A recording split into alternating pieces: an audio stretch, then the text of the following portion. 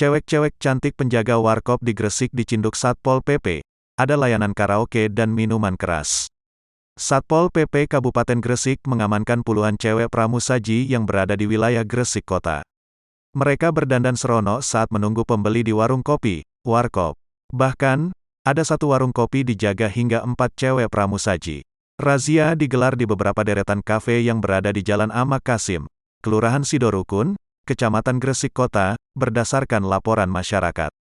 Di deretan kafe itu terindikasi sebagai tempat minum minuman keras, miras, sambil ditemani para wanita yang bertugas sebagai pramusaji.